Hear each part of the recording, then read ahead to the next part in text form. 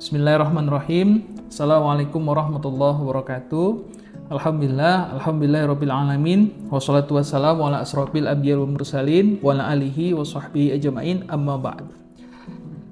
Salam takzim kami terkhusus kepada kepala sekolah TK Islam Terpadu Qurrata Ayuni dan seluruh umi-umi dewan guru yang berhadir secara virtual pada hari ini.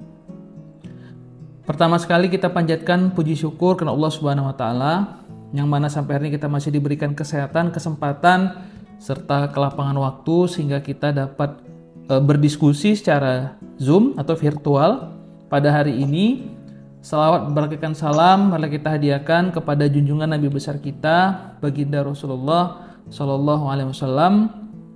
Semoga kelak insyaallah kita mendapat syafaat dumul akhir nanti, amin ya rabbal alamin.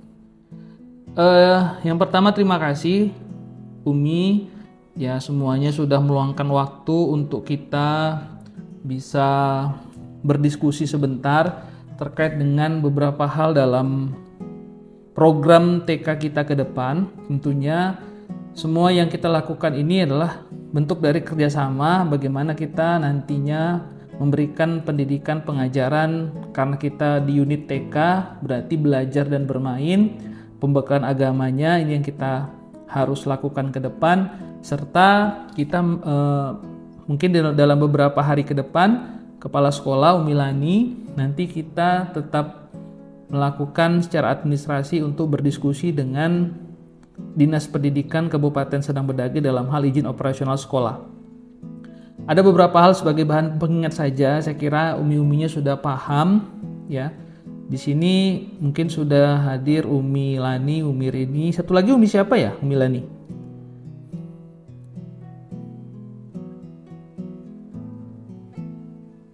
Bilkis, Pak. Umi Bilkis ya? Umi Balkis, Pak. Balkis, baik. Balkis. Jadi Umi Lani, saya sudah menyiapkan baik itu proposal pendirian sekolah. Paling tadi ada beberapa kendala ataupun kekurangan tadi sudah saya sampaikan ke Umi Lani untuk bisa disiapkan. Jadi hari Senin nanti insya Allah bisa kita hantarkan walaupun ada kekurangan, namun kita sudah melengkapi beberapa poin yang menjadi persyaratan dalam pendirian atau bisa nantinya mengeluarkan Dinas Pendidikan izin operasional dari TK kita. Saya hanya memberikan gambaran sedikit aja. Saya minta izin karena tidak bisa datang ke sana, jadi kita coba secara virtual aja untuk diskusinya. Karena kita memakai kurikulum Merdeka, jadi kemarin saya sudah komunikasi dengan Dinas Pendidikan, tetap kita mengikuti aturan nasional yaitu memakai struktur kurikulum Merdeka Belajar. Next.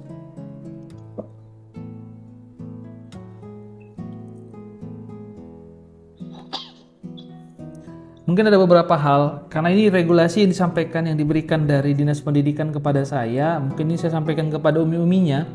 Jadi kebijakan kurikulum Merdeka itu, baik itu dari implementasi kurikulum Merdeka, standarnya harus kita patuhi, capaian pembelajarannya, lalu dimensi profil pelajar Pancasila, ini yang paling penting ini Umi Lani. Jadi yang disampaikan dari Dinas Pendidikan Kabupaten Serdang Bedagai sesuai dengan instruksi dari Kementerian Pendidikan yang di pusat ya. Jadi mereka menyampaikan baik itu PAUD, TK, SD, SMP, SMA, SMK sederajatnya harus bisa mengimplementasikan kurikulum Merdeka Belajar dengan poin-poin. Salah satu yang poin yang penting adalah capaian pembelajaran.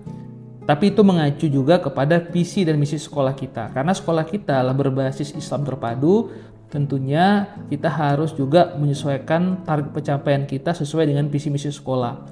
Lalu yang paling penting disampaikan oleh Dinas Pendidikan adalah kita harus mengupayakan bagaimana pola dimensi profil pelajar Pancasila. Jadi ini yang perlu disampaikan. Jadi dari usia dini disampaikan oleh Dinas Pendidikan, kita juga harus bisa memberikan pengajaran terkait dengan profil pelajar Pancasila. Saya kira teknisnya umi-uminya sudah paham. Saya tidak bicara teknis, saya hanya mengingatkan gambaran saja supaya ini bisa dilakukan sebagai bentuk poin dukungan saat kita nanti memohon bantuan untuk izin operasional kita. Lalu standar isi, proses, dan penilaian saya kira Umi sudah paham. Saya hanya memberikan beberapa stressing point saja. Next, Kumpul.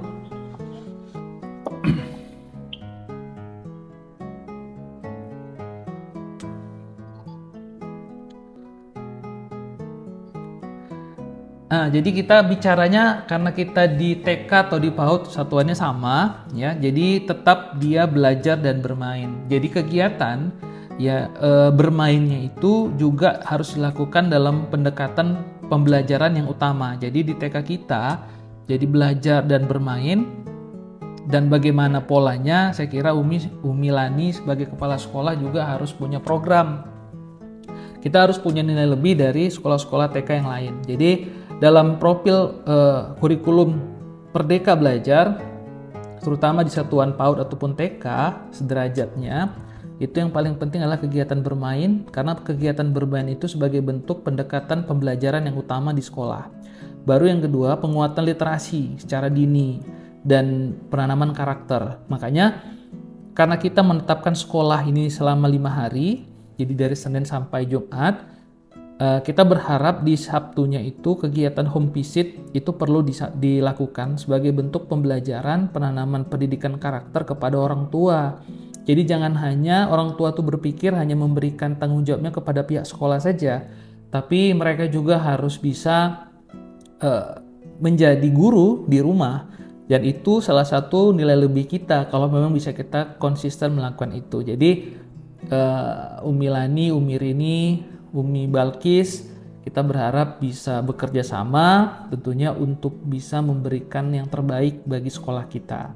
Jadi penguatan literasi dini salah satu penanaman karakter yang juga itu dinaungi bagaimana program kegiatan bermain dan belajar yang berbasis buku bacaan anak. Jadi kita harus paham juga apa yang mau kita ajarkan dan kita berikan kepada peserta didik kita. Baru yang selanjutnya itu fase pondasi. Jadi fase pondasi kalau kata dari Dinas Pendidikan itu bagaimana pondasi program yang diberikan sekolah itu dalam hal kesiapan sekolah untuk memberikan program selama 1 tahun. Karena TK ini berjalan 1 tahun, makanya saya sudah menyiapkan kalender pendidikan.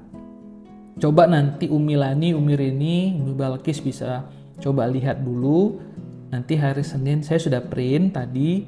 Coba nanti Umi lihat dulu apakah kalender pendidikan TK-nya sudah sesuai atau mungkin ada tambah-tambahan dari Umi Lani ataupun teman-teman Umi yang lain, dari Umi Rini juga.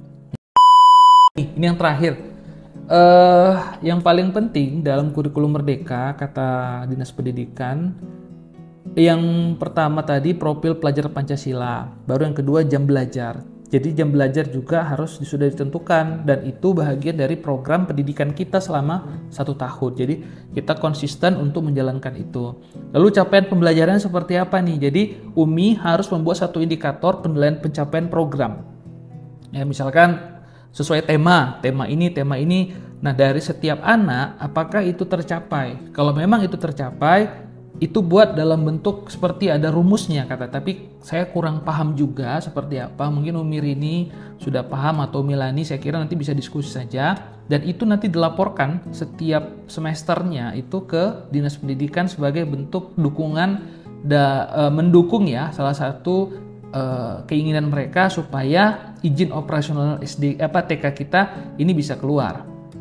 Lalu fokus pembelajarannya ke arah mana, karena kan kita berbasis Islam terpadu, jadi lebih harus mengutamakan pembekalan agamanya yang lebih kuat.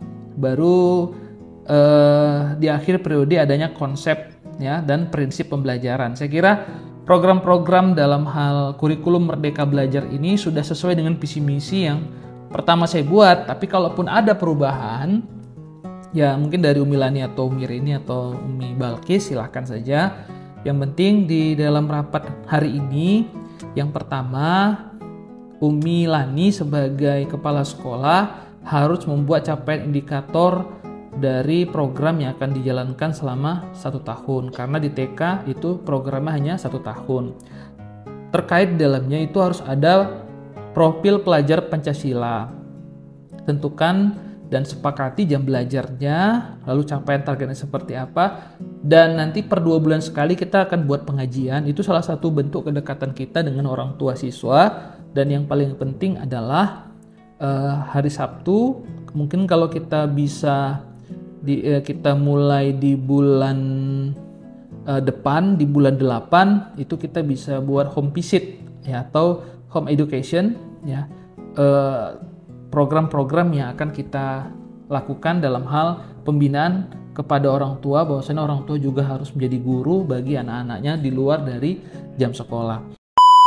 Terkait dengan Umi Balkis nih, ya Umi Balkis kurang concern katanya, dan namanya kita anak-anak ya, kalau anak-anak yang kita didik itu harus lebih banyak kita berbicara, kita ajak bermain, belajar. Mungkin lebih banyak Umi Balkisnya diam. Itu ada beberapa orang tua yang melaporkan. Jadi Umi Balkis kita akan evaluasi juga terkait dengan kinerja dari Umi Balkis sendiri, supaya Umi Balkis bisa memberikan yang terbaik. Saya kira Umi Balkis juga paham menjadi seorang guru seperti apa. Ya kan, ada Umi Lani, ada Umi Rini. Saya kira teman-temannya yang di sekolah juga pasti sudah mengajarkan hal yang sama untuk memajukan sekolah.